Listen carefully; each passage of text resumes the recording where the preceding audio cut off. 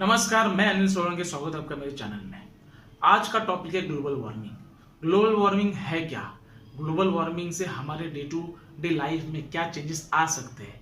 इसके बाद अगर ये चेंजेस हमारे लाइफ में आ रहे हैं या हमारा ग्लोबल वार्मिंग बढ़ रहा है तो उसको हम कैसे कंट्रोल कर सकते हैं, इसके बारे में हम इस वीडियो में पूरी जानकारी लेने की कोशिश करेंगे। वीडियो को अंत तक देखना मत भूलना और इस वीडियो को लाइक और शेयर करना भी मत भूलना। अगर आप चैनल में नए हैं तो चैनल को सब्सक्राइब करना तो मत भूलना। ऐसे वीडियो, अच्छे वीडियो जो आपके लिए जनरल नॉलेज के उपयोगी हैं वो मैं हमेशा लेते आऊँगा। चलो स्टार्ट करते आज का हमारा topic, global warming. Global warming है क्या?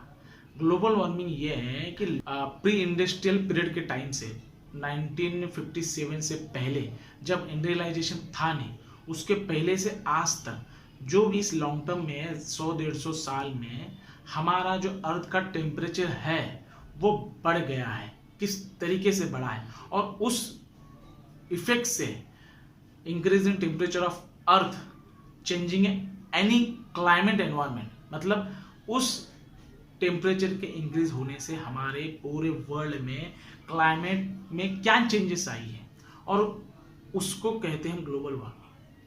ग्लोबल वार्मिंग ये कैसे होता है? अगर सिंपल भाषा में आपको बताना चाहूँ तो होता क्या है, जितने भी अगर इंडस्ट्रियलाइजेशन आप देखोगे या फिर आप देखोगे कि वाहन देखोगे तो CO2, कार्बन डाइऑक्साइड, वो हवा में चले जाता है। Green houses effect, methane, green houses, बहुत सारे गैसेस का नाम मिला के ग्रीन हाउसेस गैसेस बोला जाता है, जो it is very dangerous for our earth. और मीथेन जब ये छोड़ा जाता है हमारे एनवायरनमेंट में तो ये क्या करता है, हमारे एनवायरनमेंट का एटमॉस्फेयर का टेम्परेचर बढ़ा देता है। टेम्परेचर बढ़ाने के बाद हमारे यहाँ पे क्या होता है, जो सिस्टम है क्लाइमेट का वो पूरी तरीके से चेंज हो जाता है। ये आपको मालूम है, मुझे भी मालूम है कि बचपन में हमने भी देखा है, सूरज क्या करता है, पानी को वेपर में कन्वर्ट करता है, वो ऊपर जाते हैं बादलों में वो ठंडा होता है, फिर से बारिश होती है। ये जो स्पीड है, अगर समझो ग्लोबल वार्मिंग बढ़ गई तो वाटर वेपर नॉर्मली जितना था उससे क्या होगा, ज़्यादा होगा। उससे बाद क्या होगा, ज़्यादा से ज़्यादा वाटर वेपर ऊपर चले जाएंगे। उसके बाद क्या होगा, बारिश जो है वो जितनी थी उतनी ही होगी, वो ज़्यादा होगी। समझ गए? लेवल से ज़्यादा होगी। जो एनवायरमेंट ड्राई है, मतलब पूरी तरह से बंजर है, वो और बंजर होती जाएगी। ये इफेक्ट हमारे देश में नहीं, वर्ल्ड में हो रहे हैं। ध्यान में रखना, आप ये समझने की कोशिश करो क्या है ग्लोबल वार्मिंग, इससे क्या फर्क पड़ता है हमारे देश में। अब दूसरा टॉपिक हम बात करें, इफेक्ट ऑफ ग्लोबल वार्मिंग। आपको पता है कि नहीं मुझे मालूम नहीं है, पर मैं आपको बताना चाहता हूं, हमारा जो अर्थ है वो स्फेरिकल है, तो नॉर्थ में और साउथ में पोल है, वहाँ आइस बर्फ है। अब वो आइस बर्फ है वो धीरे धीरे धीरे पिघलना चालू कर दिए। इससे क्या हो रहा है, हमारे जो ओशियन है, 4 ओशियन आपको भी मालूम है, उसमें जो पानी है उसका जो स्तर है वो धीरे धीरे धीरे बढ़ते चला जा रहा है। अगर 2016 का एक डाटा है नासा की तरफ से, उन्होंने कहा था कि एवरेज जो टेम्परेचर है पूरे वर्ल्ड में, उस एवरेज टेम्परेचर से 1% सेल्सियस में हमारे पूरे वर्ल्ड का टेम्परेचर इंक्रीज हुआ है। समझ रहे हो? इसका मतलब ये जो आइस है अंटार्कटिका खंड में स्पेशली, अगर उस अंटार्कटिका खंड का आइस धीरे धीरे धीरे पिघलना चालू करता है तो क्या होगा, जो भी वाटर लेवल है वो धीरे धीरे बढ़ना चालू करेगी। हमारे और आपके पूरा सब समुद्र में चले जाएंगे बस, आने वाले अगर 100 साल तक ऐसे रहा तो। दूसरा है कि जहाँ बारिश जितना पड़ रही है उससे ज़्यादा होगी। क्यों? एनवायरमेंट ही चेंज हो गया। जहाँ ठंडी थी, अगर समझो कहाँ पे माइनस ठंडी है, मतलब -5 डिग्री सेल्सियस है, एक तो उसका आइस पिघलेगा, और जब एनवायरनमेंट चेंज होगा वहाँ के सूरज की रोशनी नहीं होगी, अगर वो फिर से कूल होने लगेगा तो जो -5 है वो -10 तक चला जाएगा। तो बहुत सारे एनवायरमेंटल चेंज हमारे देश, हमारे पूरे वर्ल्ड में हो रहे हैं। इससे इफेक्ट हमारे आपके जीवन को होगा, क्योंकि एनवायरनमेंट से हम जुड़े हैं, डायरेक्टली इनडायरेक्टली हम एनवायरनमेंट जुड़े हैं, और जो भी एनवायरनमेंट करता है उसका इफेक्ट हमके ऊपर पड़ता भी है। थर्ड, हम इसको कंट्रोल कैसे कर सकते हैं? देखो, पहली तो आपको समझना पड़ेगा कि मैक्सिमम जो गैसेस निकलते हैं उसमें सबसे मेन गैसेस CO2 रहता है। ये कहाँ से निकलता है? एक तो भाई इंडस्ट्री एरिया से, वाहन से, बराबर, और कहाँ कहाँ एरिया से होता है।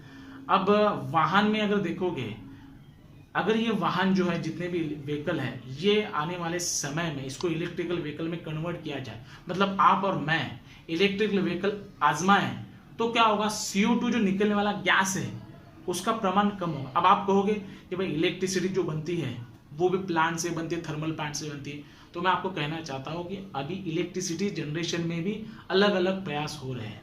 अब पहले थर्मल से निकल रहा था, अब क्या हो रहा है, हाइड्रोलिक प्लांट खड़े करके भी एनर्जी क्रिएट कर रहे हैं।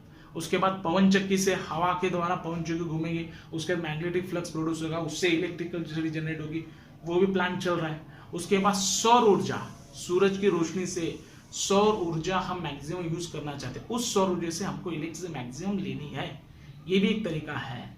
उससे इलेक्ट्रिसिटी कार अगर आएगी, हम सब लोग इलेक्ट्रिसिटी कार यूज करेंगे तो हमको फायदा मिल सकता है। और भारत का प्लान भी है, भारत सरकार का 2000 इलेक्ट्रिसिटी व्हीकल है वो ई व्हीकल, मतलब इलेक्ट्रिक व्हीकल कन्वर्ट किया जाए from petrol to the electrical.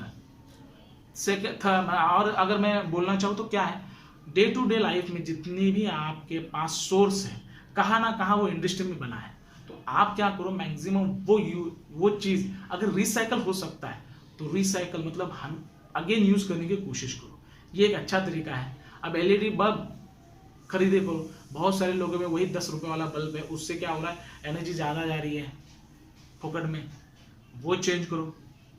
उसके बाद हम क्या कर सकते हैं भाई, CO2 अगर निकल रहा है तो आपको मालूम है ट्री जो हमारे प्लांट है वो क्या करते हैं, CO2 लेते हैं और ऑक्सीजन छोड़ते हैं।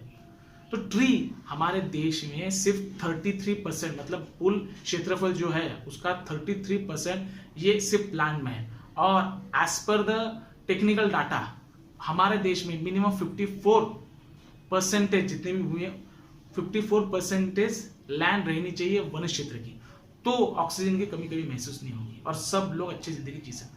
पर अभी भी 33% ही है, तो हमको क्या करना चाहिए, हमको हर जगह पे प्लांट लगाने की कोशिश करनी चाहिए, उससे इफेक्ट पड़ेगा।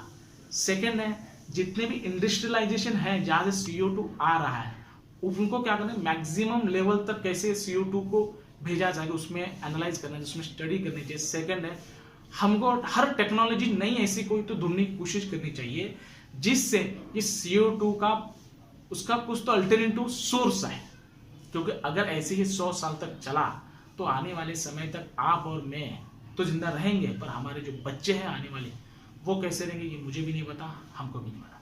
ये वीडियो कैसे लगा, अगर अच्छा लगा तो शेयर करना, लाइक करना, अगर नए हैं तो सब्सक्राइब करना मत भूलना। मिलते हैं अगले वीडियो में।